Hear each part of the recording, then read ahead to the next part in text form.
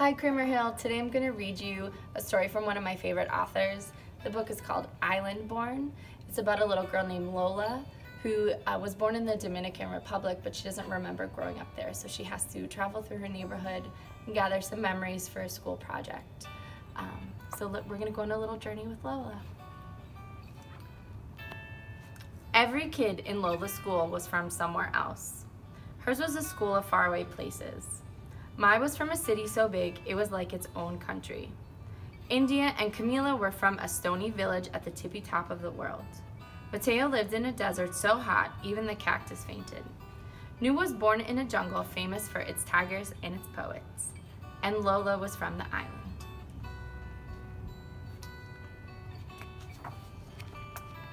When her teacher, Miss Obi, told the class, "Please draw a picture of the country you were originally from, your first country, and bring it in tomorrow," everyone got excited. "I'm going to put in the pyramids," Dahlia said.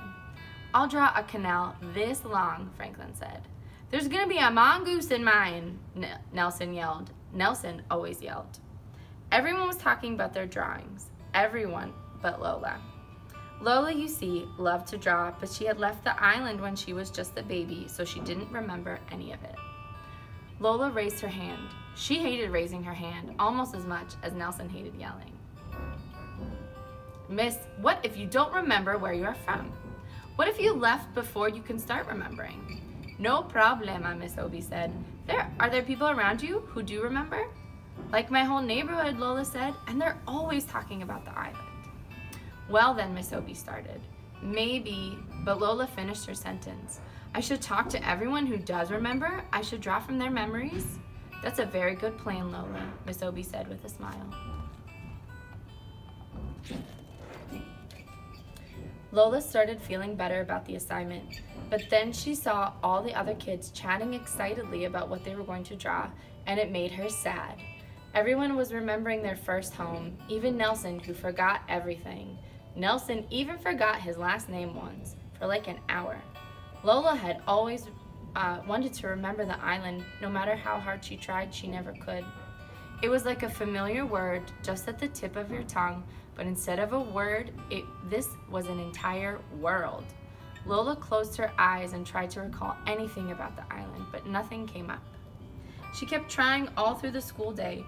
To help her focus, she put her fingers on the side of her head, like her abuela psychic sometimes does. "Are you okay?" her cousin Leticia asked as they walked home from school together. "I have to draw a picture of the island," Lola explained. "But I was just a baby when we left. Prima, you have to help me." "I don't remember a lot either, except for the bats. They were as big as blankets, and they used to chase after me at night." "Blanket bats." Lola pulled out her notebook and began to sketch. Leticia stopped Mrs. Bernard, who always sold them crispy empanadas after school. "Mrs. Bernard, what do you remember most about the island?" "Why, the music, of course. The whole country is like the inside of a guitar, like the inside of a drum." "You mean like our neighborhood?" Lola said. "The neighborhood had so much music it was like a radio with a dial broken off. On the island there's even more music.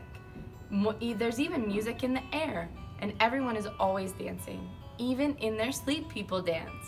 "Sleep dancing," Lola sketched.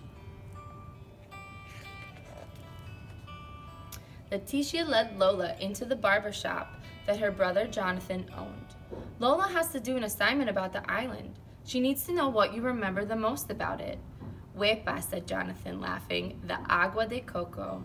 How wonderful it tastes when you drink it right from the coconut." Mr. Rodriguez sat up in the chair. "And the mangoes that are the size of your head and so sweet, they make you want to cry," Lola said. She loved mangoes. "That's it exactly." "How much color there is," said the woman waiting for her son. "Colorful cars, colorful houses, flowers everywhere. Even the people are like a rainbow, every shade ever made." "Like us in here," Lola said. "Even more color," the woman said. "Agua, mango heads, rainbow people." Lola was trying to keep up. "The island sounds so beautiful. Why did they even leave?" "Well, it isn't all beautiful," the woman's son said. The heat is on you like 5 bullies. The oldest barber muttered, and other things. Like what? Lola wanted to ask, but the oldest barber had already turned away.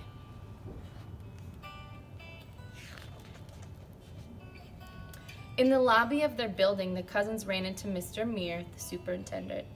Letitia called out, "Hey, Mr. Meir, can you tell us what you remember about the island?" "No one cares about that old stuff," Mr. Meir grumbled. "Just be glad you don't live there." "Don't listen to him," Letitia said. "Keep going and call me later if you need any help, okay?" "I will," said Lola. When Lola got into the elevator, she put her fingers on her temples and closed her eyes. "Island," she called, like it was a cat. "Island!" But like a cat, the island did not come. At home, Lola found her abuela in the kitchen trying to finish a puzzle. Abuela loved puzzles. "Abuela, I'm going to draw a picture of the island for school, but I don't remember it. Why don't I remember it?" "Hija, you were just a baby when we left. But other kids remember." "Just because you don't remember a place doesn't mean it's not in you. Will you tell me what you remember the most?" Lola asked. "Of course, what I remember the most is the beaches. Hija, our beaches are poetry. You know when you hear your favorite poem? That's how it is to be on our beaches. Fish jump from the waves into your lap, and at sunset, sometimes the dolphins will come out of the water to bow goodnight. And up north, where I'm from, there are even whales in the surf. Beach poetry, dolphins, surfing whales." Lola sketched as fast as she could.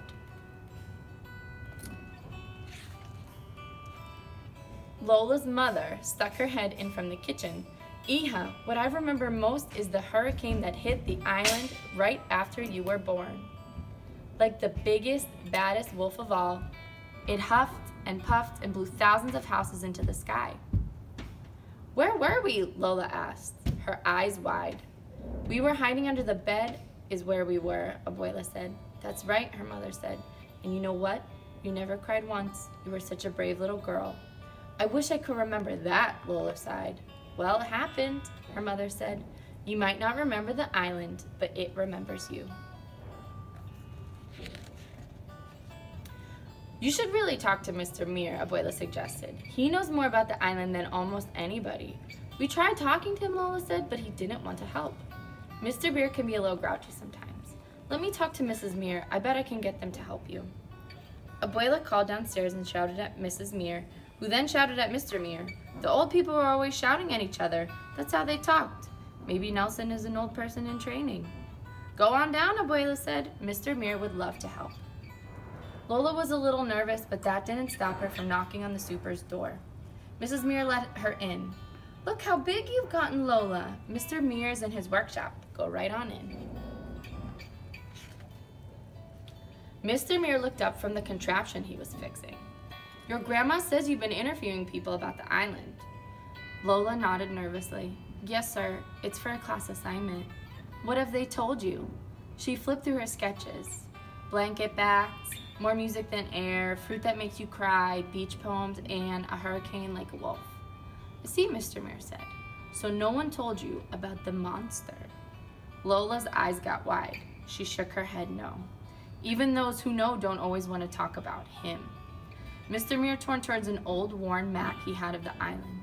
"Our island has always been a beautiful place. It was when I was your age, and it is today. But even the most beautiful places can attract a monster. A long time ago, long before you were born, that's exactly what happened. A monster fell upon our poor island." For once, Lola's pencil didn't move.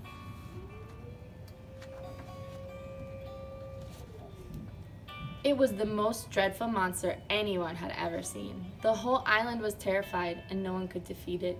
It was just too strong. For 30 years, the monster did as it pleased. It could destroy an entire town in a single word and make a whole family disappear simply by looking at it. Lola's curly hair was uncurling with fear. "Did you see the monster, Mr. Meir?" "Yes, all the time." "Were you scared?" "We were all very scared." Lola's heart was pounding. "So what happened next, Mr. Meir?" "What should always happen to monsters? Heroes rose up, strong, smart young women just like you, Lola, and a few strong, smart men too. They got tired of being afraid and fought the monster. What a titanic battle that was! The whole island shook from their struggle. The monster tried all its evil tricks, but in the end, the heroes found the monster's weakness and banished it forever. Wow, Lola whispered. What happened to the heroes? No one knows, really. It was so long ago. Mr. Muir took off his glasses and sighed. Anyway, you should get back upstairs. It's getting close to dinner time. Thank you, Mr. Muir, Lola said. Thank you for all your help. How did it go? Lola's mother asked. It was really good. Lola looked at the blank pages in her hands.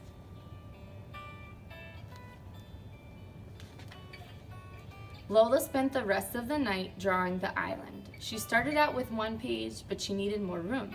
So she added another page, and then another, and soon she had a book. She worked through dinner, and she worked in bed, and was just finishing the last touches on the cover when her abuela came in to check on her. Abuela picked up a drawing from the final battle, and she got really still.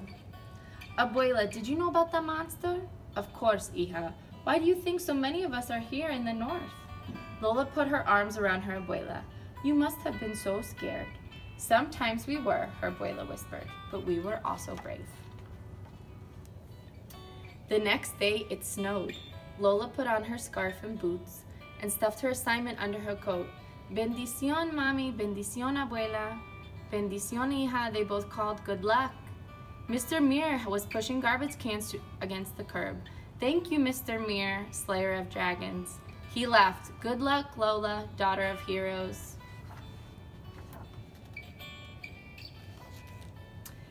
In class, all the students were buzzing about their pictures. Nelson's mother had baked cupcakes for everyone, so it was like a little party. Miss Obi hung the drawings on the wall. Now our classroom has windows, she said. Anytime you want to look to another one's first home, all you have to do is look out the window. Then Miss Obi reached Lola's desk. So how'd it go, Lola? Were you able to remember anything? I tried really, really hard, but nothing came, and it made me feel bad. But then I realized I don't have to feel bad because even if I had never stepped foot on the island, it doesn't matter. The island is me. Nelson snorted. That is so corny. It is not. Nelson, be nice, Miss Obi said. She and the other students gathered around Lola's desk. Nelson made sure he got real close so he could see everything. Lola suddenly got nervous. Go ahead, Lola, show us. Okay, Lola said. Taking a deep breath, she opened her book. And out burst the island.